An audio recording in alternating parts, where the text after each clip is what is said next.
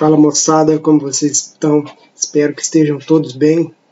Gente, estamos na reta final, então, dos nossos estudos das reações orgânicas. Para a aula de hoje, a gente vai estudar as reações em compostos aromáticos, ok? Gente, coloquei essa estrutura aqui bem esquisita, né? Estrutura do benzeno, que é o seguinte. Por que eu coloquei essa estrutura tão estranha assim? Porque, gente, a ligação simples, aqui eu dei uma exagerada nesse esqueminha, né? A ligação simples, a ligação sigma, é uma ligação que ela se distribui mais no eixo entre os átomos, né? A ligação π é uma ligação mais encurtada, ok? Se essas ligações aqui, carbono-carbono, fossem diferentes, do jeito que a gente representa assim, ó, uma simples, uma dupla, uma simples, uma dupla, teria uma diferença no comprimento dessas ligações, certo? Isso aí seria de se esperar se essas ligações fossem diferentes, mas, na verdade, nós sabemos que essas ligações não são diferentes, tá? As ligações são iguais, e a gente representa, inclusive, assim, mostrando que essas ligações, elas se alternam, né? Ora simples, ora dupla, né? Então, observa que nessa região aqui, dessa forma que eu representei, está simples, aqui a ligação está dupla, né? Então, essa alternância de ligação aí faz com que tenha um comprimento intermediário entre ligação simples e ligação dupla, ok? Mas o que se deve isso, né? Como que será, se a gente for estudar um pouco mais essa estrutura do benzeno, a gente pode ir ampliando os nossos conhecimentos sobre essa estrutura, que é importantíssima, né, para principalmente a química orgânica.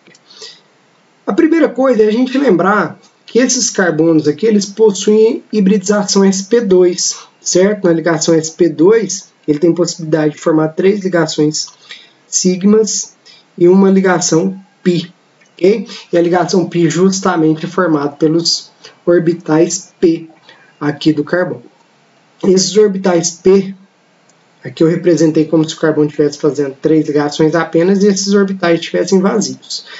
Na hora que tem a combinação aqui, como eu falei para vocês que tem uma troca aqui entre os elétrons, né, uma alternância entre as ligações ora simples, ora dupla, uma estrutura mais correta para a gente representar para o benzeno teria que prever isso, né? Que esses elétrons, eles estão circulando na estrutura, certo? E essa representação que eu fiz justamente para ilustrar isso, a estrutura do benzeno, então, teria que mostrar esses elétrons circulando. Então, ora ligação sendo simples, sendo carbono, ora dupla, isso, uma troca extremamente rápida, eu já vou ressaltar isso aqui com vocês, tá? Seria dessa forma. Só que uma representação desse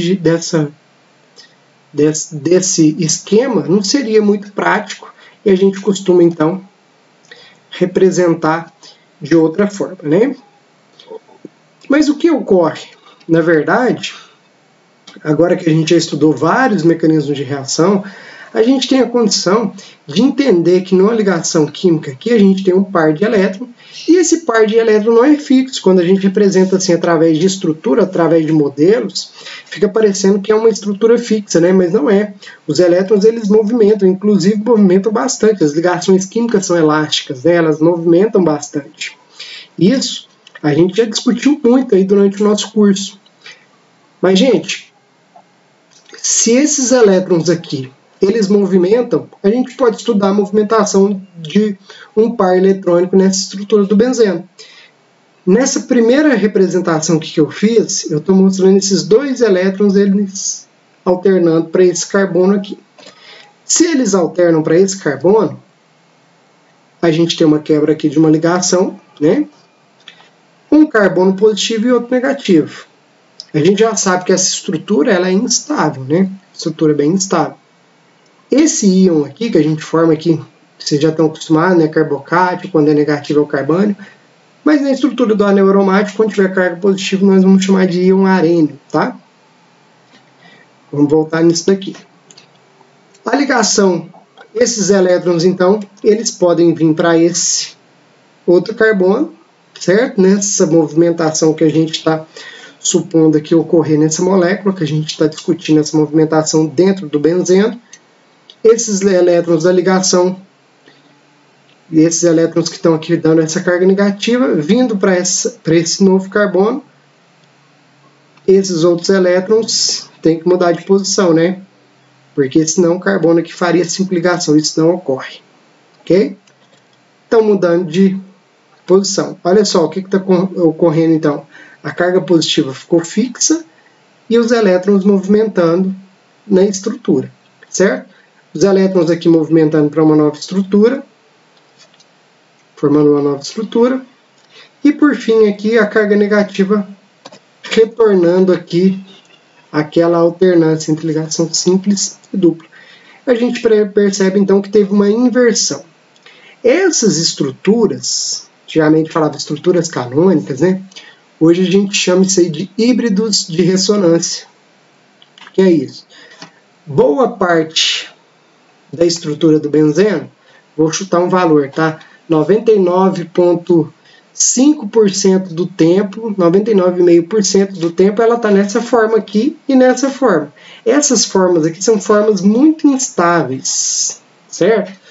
E essas formas instáveis, elas ocorrem somente na movimentação dos elétrons. Só que essa movimentação é muito rápida, os elétrons possuem uma movimentação muito rápida. Então a estrutura do benzeno, como que ela é?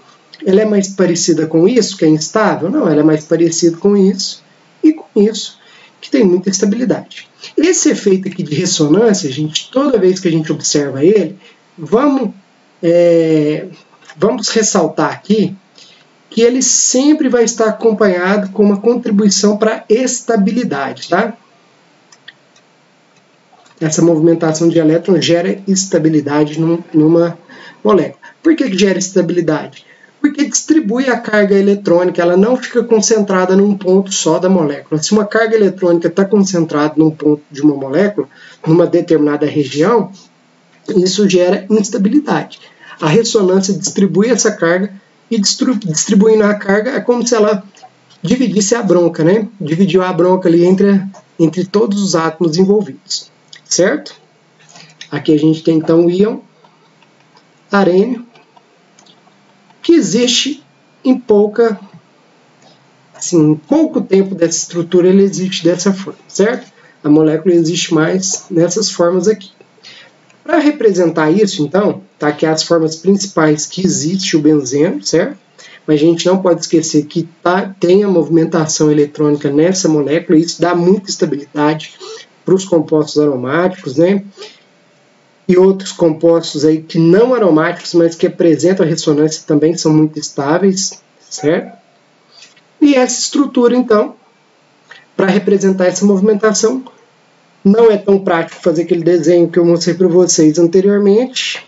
Desenho mais prático a gente representa assim, mostrando que tem uma movimentação de elétrons. A forma mais comum que a gente representa, então, é com uma bolinha aqui no meio dos 6 carbonos, certo? Mostrando que os elétrons, então, estão movimentando na estrutura e alternando de uma posição para outra. Então, se eu te perguntar, essa ligação aqui é simples ou dupla? É sigma ou pi? Você vai falar que é uma ligação intermediária que alterna entre sigma e pi pelo efeito de ressonância, ok? Então, gente, entendendo o anel benzênico como um agregado de elétrons, elétrons que se alternam entre aqui na molécula, eu posso falar que é uma estrutura que tem um acúmulo de carga negativa. Então, olha só o delta aqui, ó, nossa carga parcial negativa. Se ele tem uma carga parcial negativa na sua estrutura, esses elétrons π, é uma nuvem eletrônica sobre essa molécula, eu posso falar que essa molécula ela é um nucleófilo. Ela tem afinidade por carga positiva, certo? Então, entendendo o benzeno como uma estrutura que acumula carga negativa, ele vai ter afinidade por carga positiva, daí o nome nucleófilo. A estrutura que ele vai reagir, então, só pode ser o quê? Um eletrófilo. E reagindo com o eletrófilo, a gente tem uma reação de substituição eletrofílica, certo? A reação de substituição eletrofílica, então, eu posso trocar um átomo de hidrogênio aqui nessa molécula por um grupo classificado como eletrófilo, ok? Vou passar aqui o primeiro exemplo para vocês e no próximo vídeo a gente vê outros tipos de reação dessa maneira, certo? A primeira delas que a gente vai ver de substituição eletrofílica é a halogenação do benzeno. Halogenar significa colocar halogênio, né? Bem óbvio.